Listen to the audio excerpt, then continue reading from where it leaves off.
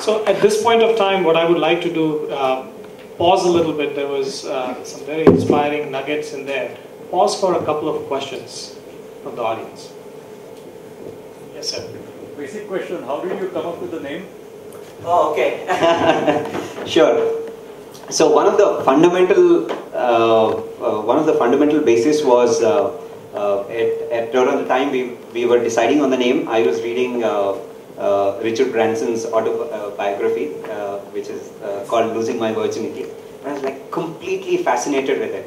So much that I was fascinated with the logo, with the color in it, with everything over there. And then I said we have to have, one of the fundamental things that was running was, I was very fascinated with that logo and the color and etc. and all. And then we had this parallel thought process saying that what do we name?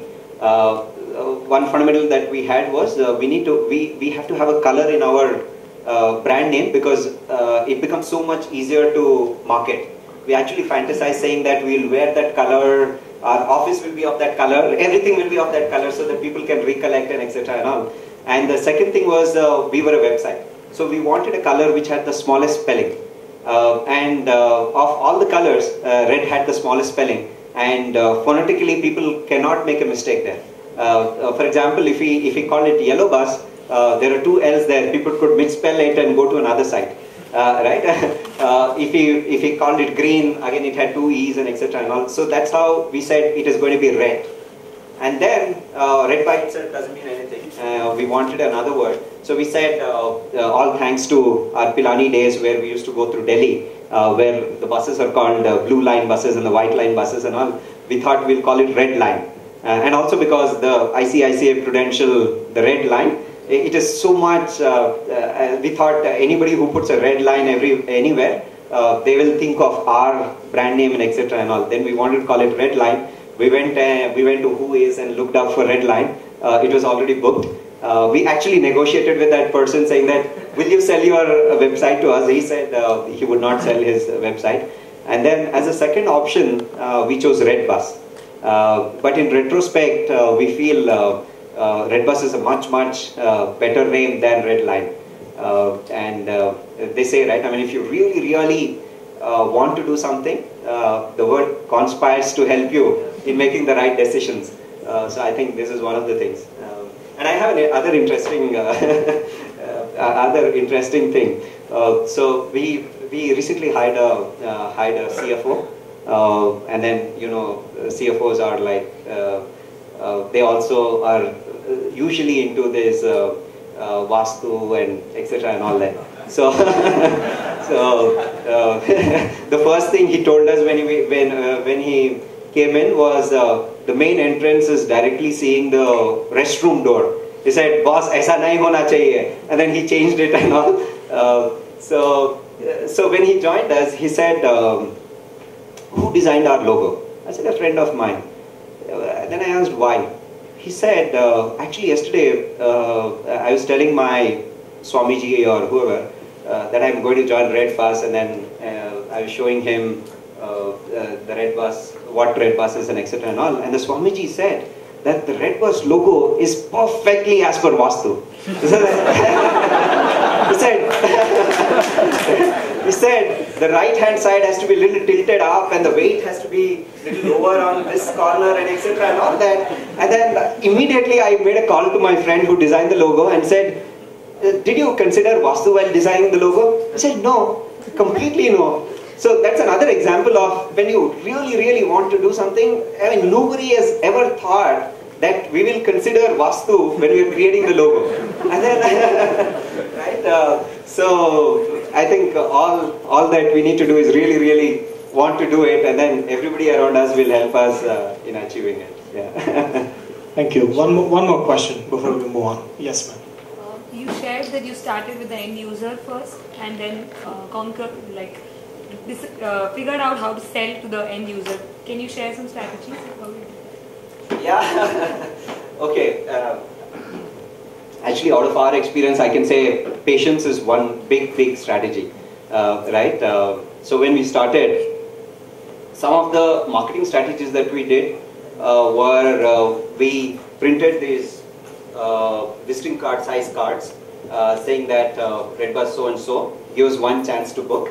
And then we stood near the IT parks along with all the credit card guys on the gate, because that is something that we knew. Because after lunch, all of us go out for a walk. And there are so many people standing there distributing this thing. And that's the only thing we knew. We said, let's also do that. Then we stood there and we used to distribute cards. And what worked really well for us is the thing that we were standing ourselves.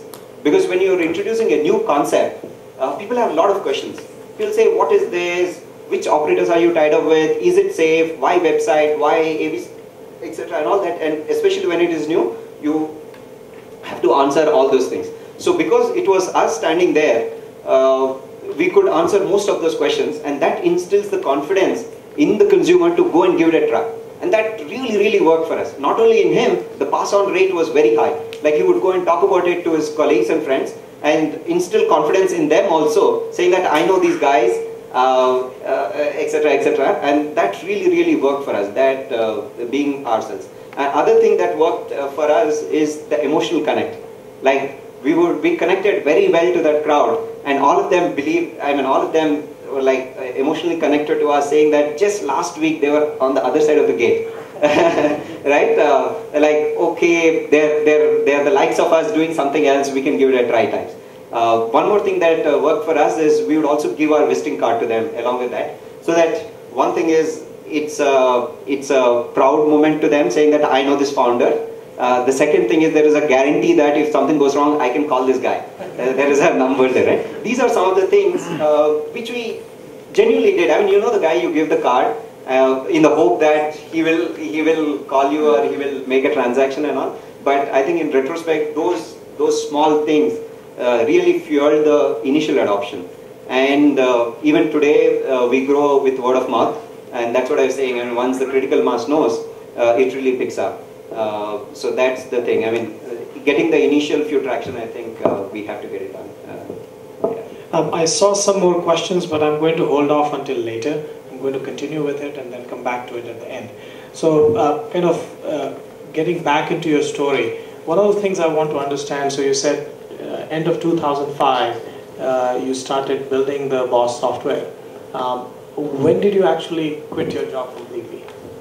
Okay, we quit our jobs in August 2006. Okay. One interesting nugget there which could be useful to you all is like when we were doing this project while we were working, because it was supposed to be like part-time, non-profit and etc. and all, it's somewhere in the bottom of our mind, right? We're feeling very guilty. Are we doing something illegal? Right? We have a job. We all remember HR orienting us, saying that you are a full-time employee of XYZ company and you're not supposed to do anything else. We're like, are we doing something wrong? Then I think the best thing that we did then was to go and talk to the boss, talk to the manager. We said, I went and spoke to my manager saying that we're doing this. Do you think there is a conflict of interest? The manager said, absolutely not. Here you're doing VLSI microchip. There you're doing something software. Even if you're doing a VLSI microchip, unless you're using the same IP and building the same product, I don't think we should have a problem. And then he connected us to the HR, and the HR also said the same thing. And that really gave us a lot of confidence. And I think most of you will also have these questions like can I do part-time? Am I doing right? And etc. I mean, don't take these words, my example, for granted. Just I would say that just go and talk to your boss. They're like 99.99% that he would not have a problem. That gives you a lot of confidence, saying that okay, I'm fine. So that is something, and it is repeatable. Like then my co-founder went and asked at IBM. IBM also said no problem. And then I think the real push, we were like vaguely. It was not a real problem for us to leave the job, but at the same time, like we are not really prepared that we will leave the job. What really gave us a push was getting mentors from TiE. Once we got the mentors, there's some confidence saying that okay, it's not just us foolishly believing in it. It's also the big guys who have done it all, been there, are saying okay, it's a workable idea, and then that gave us a confidence, and then we said okay, and also because the site was going live and then we said we put on our papers and then got into it. Did you have funding when you quit? No, we didn't have any funding, and we never thought that it would take so much money. We never ever thought that it would take so much money. We had about 8 lakhs of savings. Basically, out of campus, you get a job, and then salaries are very high, and we didn't have to send money home, so there were a lot of bank balance, and money was the last thing in our mind. Though the bank balance was very little, we never thought it would take so much more money, right? Because the software is built by us, and also when you are like spending in thousands, the biggest number that you can ever think of is lakhs, right? Right? So we said, okay, we have enough money to start, and then we got into it and started. And then after, when we were being mentored, one of the mentors said, I'll connect you to some people who would like to come and meet you. And they are called VCs. We're like, who VCs? What do they do? Literally. We didn't know, because we're not from that background. We're not exposed to entrepreneurship. It's not that we wanted to build a company that we left our jobs. No, none of those. We're like engineers, happy engineers, doing this. And then he said, there are these VCs who would come and meet you. I said, okay, fine. What should we do, and etc. and all that. And the mentors explained what they do and etc. and all that. That they would invest money, they would take your some stake in the company and etc. and all. And then the VCs came and they spoke to us what we're doing and etc. And then they said, okay, we'll give you money, send us a business plan. And we didn't know how to create a business plan. We Googled up, and then there were like crazy things about creating a business plan on Google, right? And often contradictory. Like people say you should have a 5-year plan, and then somebody would say you should have a 3-month plan. Somebody would say you should have everything detailed, from how much will you pay to the guy who comes to your office, to the marketing cost and etc. Somebody would say you should only have a broad numbers. It was like very, very counter things, and we really didn't know how to start, where to start. We said we'll put something together, and then we created the first version, and we went to the VCs and gave the sheet to them and said, when the VCs looked at it, they said, how much do you need? We said, we need 30 lakh rupees. 30 lakh rupees to create this company which will be all over the country, will be profitable, and we'll still have money in the bank, and that's what we need. And then we told ourselves that if we build a company which is worth 1 crore rupees, we have done something in our lives. And also all thanks to the Kaun Banega Crorepati shows during those days. I mean, the Crorepati and the 1 crore is a big, big number. We said if we can build a company which is like 1 crore, too big for us. We said you give us 30 lakhs, you take probably 30%, and then it's like a 1 crore worth company. When we went and showed it to the VCs, the VC actually smiled at it and said, oh, okay, fine, increase this, decrease this, reduce your revenues by half, etc., etc., and all that. And then we went through the iterations. And the 7th iteration of the plan that we had, it said we need 3 crore rupees to spend in the first one and a half years, so that we reach a stage where we can raise another round of funding. We were like, what are we doing? What kind of a company is this? We said if we had 3 crore rupees, we'd probably put in the bank and earn more interest than